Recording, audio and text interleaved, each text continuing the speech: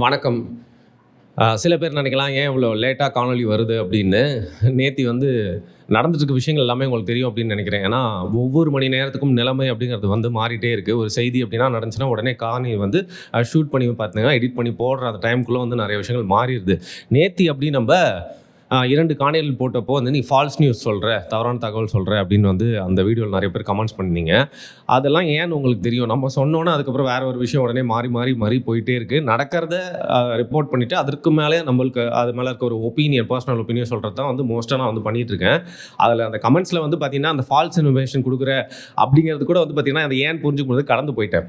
ஒரே ஒருத்தன் ஒரு கமெண்ட் போட்டான். அது வந்து ஆக்சுவலா நல்லா கலாய்ச்சிருக்குடா, செர்றா அப்படின்னு சொல்லிட்டு எனக்கு தோணுச்சு. Varun, your videos are aging like milk அப்படின்னு போட்டான். அதாவது ஏஜிங் லைக் ஃபைன் ஒயின்னா ரொம்ப நாள் ஆகும் அந்த வீடியோ அப்படியே கிளாசிக்காக இருக்கும் அப்படிங்கிற மாதிரி. ஏஜிங் லைக் மில்க்னா டக்குன்னு தெரிஞ்சு போயிருதுடா, ஏன்னா வெளில மாறிக்கிட்டே இருக்கு அப்படின்னு சொல்லிட்டு சிரிச்சு போட்டோம்னா கரெக்ட். அது எனக்கு தோணுச்சு. அதனால தான் சரி இவ்வளோ நேரம் பொறுத்திருந்தேன்.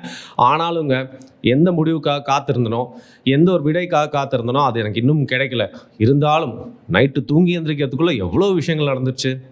அதோட பின்னணி அதை நம்ம எப்படி பார்க்கணும் அப்படிங்கிறத சொல்கிறேன். முதல்ல கவர்னர் மாளிகைக்கு போயிட்டு வராரு. எல்லாருமே வீட்டில் வாங்கி வச்சிருந்த கடைசி 10,000 வாழாவை வெடிக்கிறாங்க. வந்து முதல்வரே அப்படின்னு சொல்லிட்டு எல்லாருமே கத்திக்கிட்டே இருக்க சூழ்நிலையில் தான் வந்து பார்த்தீங்கன்னா, அவர் வீட்டுக்கு போகிறதுக்குள்ளே இன்னொரு ஒரு செய்தி வந்து, அதாவது வீட்டுக்கு போய் ரீச் பண்ணுறதுக்குள்ளே இன்னொரு செய்தி வருது. திருப்பி பெரும்பான்மை இல்லை அப்படிங்கிறனால கவர்னர் வந்து ஆட்சி அமைக்க அழைக்க மாட்டார் அப்படின்னு. அதற்குள்ளே நேரு ஸ்டேடியம்லாம் வந்து ஃபுல் ஆயிருச்சு.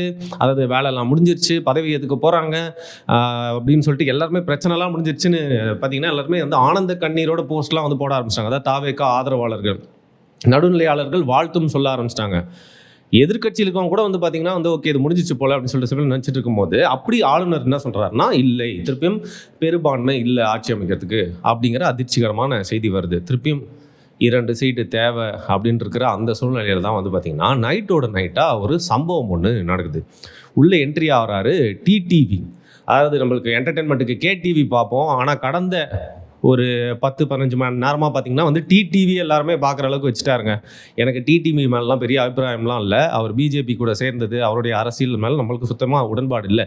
இருந்தாலும் ஒரு விஷயம், இந்த 2017 ஜெயலலிதா அவர்கள் இறந்ததுலேருந்து டிடிவி அதிகமாக நம்ம வந்து பிரஸ் முன்னாடி பார்த்துட்டு இருக்கோம் இல்லையா? ஆனால் வந்து 17லேருந்து இப்போ வரைக்கும் ஒரு விஷயம் I will have to give it to me என்னன்னா, இந்த பத்திரிகையாளர்களை ஹேண்டில் பண்ணுறது, டீல் பண்ணுறது அப்படின்னு ஒரு விஷயம் இருக்கும்ல, அதை வந்து எனக்கு தெரிஞ்சு தமிழ்நாட்டிலே நல்லா செய்யக்கூடிய ரொம்ப சில அரசியல் தலைவர்களில் ஒருத்தர். அவர் என்ன பண்ணுறாருன்னு பார்த்தீங்கன்னா, கவர்னர் மாளிகைக்கு வராரு. அதுக்கு முன்னாடி வந்து ஒரு அறிவிப்பு வந்து வெளியாகுது. அவருடைய ஜெயிச்சிருக்கார்ல கட்சியை சேர்ந்த எம்எல்ஏ, அவர் வந்து எடப்பாடி பழனிசாமிக்கு ஆதரவு தெரிவிக்கிற மாதிரி ஒரு லெட்டர். அதற்கப்புறம் வந்து பார்த்தீங்கன்னா, இன்னொரு லெட்டர் வெளியாகுது. டிவிகேக்கு இந்த எம்எல்ஏ காமராஜ் அப்படிங்கிறவர் வந்து பார்த்தீங்கன்னா வந்து ஆதரவு அளிச்சிட்டாரு, அவ்வளோதான், அந்த கட்சியிலேருந்து போயிட்டாரு, தாவேகாக்கு ஆதரவு கொடுக்க போகிறாரு அப்படிங்கிற மாதிரி ஒரு செய்தி வருது. நைட்டோட நைட்டாக வந்து லுங்கியெல்லாம் கட்டிட்டு போய் தூங்கலாம் அப்படின்னு நினச்சிட்டு கவர்னர் அர்லேக்கர் போய் தூங்குறப்போ டக் சார் நான் டிடிவி வந்திருக்கேன் அப்படின்னு சொல்லிட்டு அவரை எழுப்பி அவர் அர்ஜென்ட்டாக வந்து பார்த்தீங்கன்னா உடுப்பெல்லாம் உடுத்திட்டு வந்து நின்னா, அவர் பார்த்தீங்கன்னா சரியாக அந்த ஷூ கிட்ட இருக்கிற பேண்ட்டை கூட சரி பண்ண முடியல. அந்த அளவுக்கு வந்து யாராவது ஒருத்தன் வந்துட்டே இருக்கீங்களா, இன்னும் எத்தனை கட்சிகள் தான் வந்து ஆட்சி அமைக்க வந்து உரிமை கோர போகிறாங்களோ அப்படிங்கிற மாதிரி டிடிவியை திறந்து உட்கார வச்சோன்னே டிடிவி சொல்கிறாரு, என்னுடைய எம்எல்ஏ காமராஜை கொஞ்ச நேரமாக வந்து காணும், ஃபோன் அடித்தாலும் எடுக்கலை, எங்கே போயிட்டாருன்னு தெரியல, வேற பவுட்ஸே தெரியல, எனக்கு தெரிஞ்சு டிவி கேக்காரங்க வந்து கடத்தி வச்சுட்டாங்களோ அப்படின்ற மாதிரி வந்து பார்த்தீங்கன்னா ஒரு புகார் ஒன்று தெரிவிக்கிறாரு. குதிரை பேரம் நடந்துட்டு இருக்குன்னு நினைக்கிறேன்ற புகாரை தெரிவிச்சுட்டு அவர் கூட ஒரு ஃபோட்டோ எடுத்துகிட்டு அப்புறம் கிளம்புறாரு. சரி இவர் எங்கே அப்படின்னு பார்த்தா கொஞ்ச நேரம் கழிச்சே வந்து நைட்டோட நைட்டாக அந்த காமராஜ் அப்படிங்கிற எம்எல்ஏ வந்து மீண்டும் தென்படுறாரு. திரும்பவும் டிடிவி வந்து ஒரு ப்ரெஸ் மீட் கொடுக்குறாரு. அதில் வந்து பார்த்தீங்கன்னா தூய சக்தின்னு சொன்னாங்க. ஆனால் தீய சக்தியோட கூட்டணியில் இருந்தவங்கலாம் பார்த்தீங்கன்னா விஜய் அவரோட கூட்டணிக்கு அழைச்சிக்கிட்டாரு.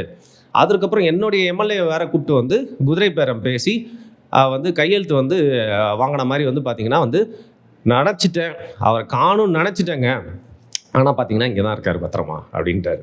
என்னது பத்திரமா இருக்காரா, எங்களுக்கு ஆதரவு தெரிவிக்கலையா, அவர் எங்களுக்கு ஆதரவு தெரிவிச்சாருங்க அப்படின்னு தாவேக்கானவர்லாம் பார்த்தீங்கன்னா ஒரே இன்டர்நெட் ஃபுல்லாக ஃப்ளட் பண்ணிட்டு இருக்காங்க. அப்படியா அப்படின்னு சொல்லிட்டு டிடிவி உடனே ஒரு விஷயம் பண்ணுறாரு, ஆதாரத்தை கொடு அப்படிங்கிறார். ஆதாரம் தானே வேணும் அப்படின்னு சொல்லிட்டு காருக்கு முன் சீட்டில் காமராஜ் அப்படிங்கிற எம்எல்ஏ உட்காந்து ஒரு பேப்பரில் வந்து கையெழுத்திட்டு ஆதரவு கொடுக்குற மாதிரியான ஒரு வீடியோ வருது. அதை பின் சீட்லேருந்து யாரோ ஒருத்தங்க ரெக்கார்ட் பண்ணி வச்சிருந்த ஒரு வீடியோ.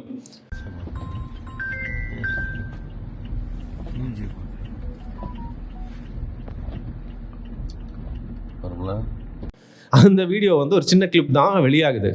சூப்பர், ஆதாரத்தை கொடுத்துட்டாங்க, பாருங்கள் சார் குதிரை பேரம் பண்ணாங்க, இதனால் இவங்களை ஆட்சி அமைக்கக்கூடாது அப்படின்னு சொல்லிட்டு திருப்பியும் ஆளுநர்கிட்ட வந்து மாட்டி விட்டது மட்டும் இல்லாமல் 2 போலீஸ் ஸ்டேஷனில் போயிட்டு கம்ப்ளைண்ட் கொடுக்குறாரு. தாவேக்கினர் வந்து குதிரை பேரம் பேசுறது மட்டும் இல்லாமல் என்னுடைய எம்எல்ஏவை அபகரிக்க பார்க்குறாங்க.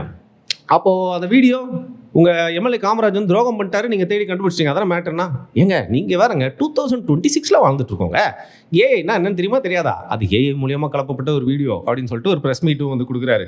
ஏங்க கையில் பாருங்கள் பச்சை கலர் கயிறுலாம் கட்டிட்டு இருக்காரு, பச்சையாக போய் சொல்கிறீங்களே அப்படின்னாங்க. ஐயா அது பச்சை கலர் கயிறு தான், நாங்கள் இல்லைன்னு சொன்னேன். அந்த பச்சை கலர் கயிறையும் அவங்க பார்த்துட்டு ஏஐல அதே மாதிரி தத்ரூபமாக க்ரியேட் பண்ணிட்டாங்க கைஸ் அப்படின்னு சொல்லிட்டு வந்து பார்த்தீங்கன்னா ப்ரெஸ் மீட்டில் அவர் பேசுகிறாரு. சரி, கொஞ்சம் கூட மூளை இருக்கவங்களுக்கு புரிய என்ன நடந்திருக்கு அப்படின்னு சொல்லிட்டு. பட் நான் இப்போ இந்த நேரத்தில் வந்து டிடிவி அவர்கள் உண்மையை தான் சொல்கிறாரு அப்படின்னு நான் சொல்ல, எல்லாருக்குமே இது என்ன கேம் அப்படின்னு கொஞ்சம் யோசிச்சா கூட வந்து புரிஞ்சிருக்கும்.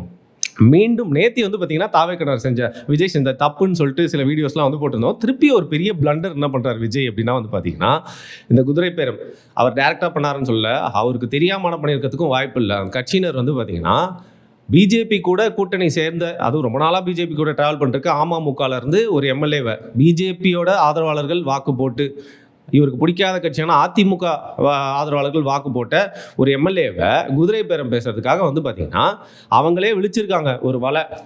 அதில் போய்ட்டு இவங்களே சிக்கினா மாதிரி ஒரு வீடியோ வேறு எடுத்து வச்சுருக்காங்க. அவங்க கரெக்டாக ஆதரவு கேட்டோன்னே வீடியோ போட்டு, ஓகே பார்த்தியா இதான் நீங்கள் தூய சக்தி பண்ணுற வேலையா, மற்றவங்களுக்கும் உங்களுக்கும் என்ன வித்தியாசம், அது மட்டும் இல்லாமல் சட்டப்படி இது வந்து குற்றம் அப்படின்னு சொல்லிட்டு கவர்னர் கிட்ட மாட்டி விட்டார். ஆப்வியஸ்லி இதன் மூலியமாக வந்து பார்த்திங்கன்னா மீண்டும் பதவியேற்புக்கு ஒரு சின்ன சிக்கல் ஏற்பட்டிருக்கு. நிஜமாவே சொல்கிறேங்க, தமிழ்நாட்டில் இருக்க பல பேருக்கு இருக்கக்கூடிய ஒரு மனநிலை தான் எனக்கும். இதை முடிச்சு தொலைங்கடா, அவருக்கு முதல்வர் பதவி தான் வந்து போய் உட்காரட்டுமே அந்த நாற்காலியில், ஆட்சி தான் வந்து ஆரம்பிக்கட்டுமே, அடுத்தடுத்த வேலைகளை பார்த்துட்டு போகலாமே. நாங்களாம் எங்கள் வேலையை பார்த்துட்டு தான் இருக்கோம், நீ தான் உட்காந்து கத்திட்டு இருக்கேன்னு சொல்கிறீங்களா? இது நம்ம வேலை தாங்க. இருந்தாலும் மீடியா அட்டென்ஷனாக இருக்கட்டும், ஒரு பரபரப்பான தமிழ்நாடு, நேஷ்னல் மீடியா ஃபுல்லாக இதை ஃபோக்கஸ் பண்ணிட்டு இருக்கிறது அப்படின்னு சொல்லிட்டு முழுக்க இது அப்படியே ட்ராக் ஆகி போயிட்டே இருக்குது. அதில் மீண்டும் விஜய் தரப்புலேருந்து பண்ண ஒரு பெரிய பிளண்டர், ஒன்று அமமுக எம்எல்ஏ கிட்ட போயிருக்கக்கூடாது, இன்னொன்று வந்து அது வீடியோ எடுத்துகிட்டு அவங்க ஆதாரம் கேட்டேன்னு உடனே போட்டி அவங்க விரிச்ச வலையில் பார்த்தீங்கன்னா வந்து இவங்களே போய் வந்து விழுந்துட்டாங்க.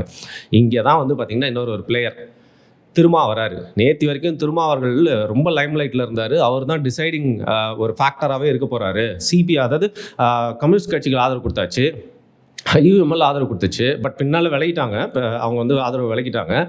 அதுக்கப்புறம் பார்த்தீங்கன்னா திரும்ப எடுக்கிற முடிவு தான் இன்றைக்கி தமிழ்நாட்டு அரசியலே மாற்ற போகிற வாத்தியார்டா அப்படின்னு நினச்சிட்டு இருந்தாங்க. 2 சீட்டோட அருமை இப்போ புரியுதா அப்படின்னு சொல்லிட்டு வந்து பார்த்தீங்கன்னா சிறுத்தைங்களோட வாயிலேருந்து டிராகன் மாதிரி அப்படியே சும்மா ஃபயராக வந்துட்டு இருக்கு. பட் டக்குன்னு அந்த லைம் லைட்டை டிடிவி தினகரன் ஸ்டீல் பண்ணிட்டு போயிடுறாரு. அதற்காக திருமாவோட அந்த 2 சீட்டுக்கு பவர் இல்லையா என்ன? விஜயோட தரப்புலேருந்து திருமாவளவர்கிட்ட வந்து அவர் நேரில் எப்படி கம்யூனிஸ்ட் ஆஃபீஸ்க்கு போனாங்களோ அதே மாதிரி நேரில் போயிட்டு அவரோட ஆதரவை கோர்ற ஒரு நிகழ்ச்சி நடக்கிற மாதிரி இருந்தது. அதுக்கு முன்னாடி வந்து பார்த்திங்கன்னா திருமாவளவன் ஒரு ப்ரெஸ் மீட் கொடுக்குற மாதிரி இருந்தது. அதில் அவர் ஆதரவு தெரிவிப்பார் எதிர்பார்க்கப்பட்டது. ஆனால் அதுவும் தள்ளி போகுது. அப்போ பார்த்தீங்கன்னா விசிகாவை சேர்ந்த வன்னியரசு தரப்புலேருந்து ஒரு விஷயம் இல்லை வருது. அதாவது துணை முதல்வர், ஏன் முதல்வரே ஆகிறதுக்கான வாய்ப்பு கூட இருக்குது திருமாவளவன் சொல்லிட்டு அவங்களோட கட்சியிலேருந்து தான் வந்து பார்த்திங்கன்னா சில பேர்லாம் வந்து சில தகவல்லாம் வந்து பரப்புகிறாங்க. அப்புறம் பார்த்திங்கன்னா ப்ரெஸ் மீட்டும் வந்து கேன்சல் ஆகுது, தள்ளி போகுது. அதுக்கப்புறம் மீண்டும் வந்து பார்த்திங்கன்னா இன்றைக்கி விசிகா அலுவலகம் எங்கே இருக்குதுன்னு சொல்லிட்டு உலகத்துக்கே தெரிஞ்ச ஒரு நாள் நம்ம ஆஃபீஸ்க்கு பக்கத்தில் தாங்க இருக்குது. ஒரே கூட்டம் அங்கே விசிகாவனருக்கு ஈக்குவலாக வந்து பார்த்திங்கன்னா தாவேக்கா துண்டை போட்டு நிறைய பேர் நின்றுருக்காங்க. எப்போ விஜய் வருவார், விஜய் வேற போகிறார் அன்னைக்கு விகடனில் வந்து ஒரே மேடையில் பார்க்குற அந்த கண்கொள்ளா காட்சியை மிஸ் பண்ணோம்ல, இன்னைக்கு பார்ப்பீங்கடா அப்படிங்கிற மாதிரி எல்லாருமே வெயிட் பண்ணிட்டே இருக்காங்க. ஃபுல் ப்ரெஸ் எல்லாருமே இங்கே தான் இருக்குது, எல்லாரோட ஃபோக்கஸும் இங்கே இருந்துகிட்டே இருக்குது. அப்படி இருக்க சூழ்நிலையில் மீண்டும் வந்து பார்த்திங்கன்னா ஒரு 4 மணிக்கு ப்ரெஸ் மீட் வச்சு அப்போ சொல்கிறேன் அப்படிங்கிறாங்க. ஆனால் அந்த ப்ரெஸ் மீட்டும் பார்த்திங்கன்னா ஒத்தி வைக்கப்பட்டு 5 மணிக்கு மேலே சொல்கிறேன். திருமாவுடைய குழப்பமான ஒரு நிலைமைக்கு தள்ளப்பட்டிருக்காரு. இதற்கான டிடிவி பண்ண அந்த வேலை மட்டும் இல்லாமல் எடப்பாடி பழனிசாமி பண்ண இன்னொரு வேலை. ஏன்னா நிறைய வதந்திகளை வேணும்ன்ட்டே நிறைய பேர் பரப்பி விடுறாங்க. ரவிக்குமார் இருக்கார்ல விசிகேல, நாங்கள் அது மாதிரி ஆட்சியில் அதிகாரத்தெலாம் பங்கெல்லாம் கேட்கல, தேவையில்லாம தகவலாம் பரப்பி விடாதீங்கன்னு சொல்கிறார். யாருங்க பரப்பி விட்டா? உங்கள் கட்சியை சேர்ந்தவங்க தான் வந்து பரப்பி விட்டாங்க. அது மட்டும் இல்லாமல் இன்னொரு விஷயம் பேரலையில் நடந்துட்டு இருந்தால் சொல்லப்படுது. திமுகவும் அதிமுகவும் ஆலோசித்து திருமாவர்களை முதல்வராக உட்கார வச்சு ஆட்சியை நடத்தலாம் அப்படிங்கிற மாதிரி ஒரு ஆலோசனை நடத்திட்டு இருந்தாங்க அப்படின்னு சொல்லப்பட்டோடனே திருப்பியும் வந்து திருமாவோட தரப்பில் இருந்து டிவிகே சைட் போகிற மாதிரி இருந்தோடனே எடப்பாடி பழனிசாமி கொஞ்சம் கடுப்பாய் அப்செட் ஆகி வந்து பார்த்திங்கன்னா ஒரு ட்வீட் ஒன்று போடுறாரு. நடந்து முடிந்த சட்டமன்ற தேர்தலில் வெற்றி பெற்ற கட்சி ஆட்சி அமைக்க வாழ்த்துக்கள் அப்படின்னு சொல்லிட்டோன்னே அங்கே திருமாவர்களோட வேல்யூ வந்து பார்த்தீங்கன்னா எந்த அளவுக்கு ஹை ஸ்டேக்ஸில் இருந்துச்சோ அது வந்து கொஞ்சம் கம்மியாகுது. ஸோ இந்த சூழ்நிலையில் தான் வந்து பார்த்திங்கன்னா எனக்கு தெரிஞ்சு ஒரு குழப்பமான சூழ்நிலையில் திருமாவோட தரப்பை வந்து மீண்டும் ப்ரெஸ் மீட்டை தள்ளி வச்சு அவங்க முடிவை அறிவிக்கிறதுக்காக வெயிட் பண்ணிட்டுருக்காங்க. எது எப்படியோ திமுகவுடைய சமஞ்சுகள் இல்லாமல், திமுகவுடைய எந்த ஒரு இன்ஃப்ளூயன்ஸுமே இல்லாமல் இந்த ஈவெண்ட்ஸ் எல்லாமே நடக்குது அப்படின்னு சொல்ல முடியாது. எப்படி பிஜேபியோட இன்ஃப்ளூயன்ஸ் வந்து இந்த ஈவெண்ட்ஸில் இருக்கோ அதுக்கு ஈக்குவலாக திமுகவோட கையும் இதில் வந்து இருக்குது. அவங்க வெறும் ஸ்பெக்டேட்டர்ஸ் இல்லை. இன்னொரு தகவலும் வந்துச்சுங்க. திமுகவில் இருக்கிற அந்த டாப் ஃபேமிலியில் வந்து பார்த்திங்கன்னா மகன், தாய், மருமகன் எல்லாமே வந்து அதிமுகவை ஆட்சி அமைக்க வைக்கலாம் அப்படின்னு சொல்லிட்டு இந்த 2-3 நாளுக்கு முன்னாடி ஓடிட்டு இருந்துச்சுல ஒரு செய்தி, அதில் வந்து உயிர்ப்போட வச்சுட்டு இருக்கிறதாகவும், இதில் வந்து பார்த்திங்கன்னா தலைவராக இருந்தார், முதல்வராக இருந்த பெண்ணும் தலைவராக தான் இருக்கார். முதல்வராக இருந்தார், எம்எல்ஏவாக இருந்து இப்போ எம்எல்ஏவாக இல்லாமல் வெறும் தலைவராக மட்டும் இருக்கக்கூடியவருக்கு அதில் வந்து இஷ்டம் இல்லை, அவரை வந்து கன்வின்ஸ் பண்ண முடியலங்கிறதுனால தான் இது வந்து இழுத்துட்டு போயிட்டே இருக்குது அப்படிங்கிற மாதிரியும் ஒரு தகவல் நம்மளுக்கு வந்து வந்துச்சு. எந்த அளவுக்கு உண்மை அப்படின்னு தெரியல. இந்த சூழ்நிலையில் தான் மீண்டும் திரும்ப அவர்கள் ப்ரெஸ் மீட் வச்சு ஒருவேளை நாங்கள் தாவேக்காக்கு ஆதரவு தரோம் அப்படின்னு சொன்னால் கூட, ஒருவேளை துணை முதல்வர் பதவி தந்தால் கூட வந்து பார்த்திங்கன்னா அதுவும் பல விதங்களில் தாவேக்காக்கு வந்து பிரச்சனையாக ஆகிறதுக்கு, ஃப்யூச்சரில் பிரச்சனையாக ஆகிறதுக்கு வந்து வாய்ப்பு இருக்குது. ஆனால் அவர் முடிவு என்ன சொல்ல போகிறாரு அப்படின்றத பார்க்கலாம். அவர் வந்து இல்லைன்னு சொல்கிறாரா, இல்லை ஆதரவு கொடுக்க போகிறோன்னு சொல்கிறாரா, பொறுத்திருந்து பார்த்துட்டு அந்த முடிவுக்கு அப்புறம் விளைவுகள் எப்படிலாம் இருக்கும் அப்படின்னு சொல்லிட்டு இன்னொரு காணொலியில் வந்து உங்களை சந்திக்கிறேன். மீண்டும் சொல்கிறேங்க, ஏன்டா குக்கர் மேலே கை வச்ச?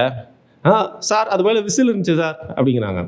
சரிடா, ஏன்டா காமராஜர் மேலே கை வச்ச? சார் காமராஜர் ஆட்சி அப்போ தானே சார் தர முடியும் அப்படிங்கிறாங்க. டிவிக்கே அதாவது உங்களுக்கு நான் வந்து ஆதரவும் இல்லை, சத்தியமாக சொல்கிறேன், வன்மமும் இல்லை, எதிர்ப்பும் இல்லை. ஆனால் எந்த அளவுக்கு அலைய வேண்டியதாக இருக்குல்ல ஆட்சி அமைக்கிறதுக்கு. எல்லாருமே பேசுகிறாங்கங்க, ஒருத்தர் மட்டும் பேசவே மாட்டாரு. ஆனால் அவரை பற்றி தான் எல்லாருமே பேசிகிட்டு இருக்காங்க. அவர் இது மட்டும் இல்லை, எல்லா பிரச்சனைகளுமே ஒரே பேட்டர்ன் தான், ஊரே அவருக்காக பேசணும். ஆனால் அவர் தரப்புலேருந்து எதுவுமே வரவே வராது. அவர் யார்? அந்த ஆன்சரை தெரிஞ்சால் கீழே கமெண்ட் பண்ணுங்கள். அடுத்த வீடியோவில் சந்திக்கிறேன். வரட்டா.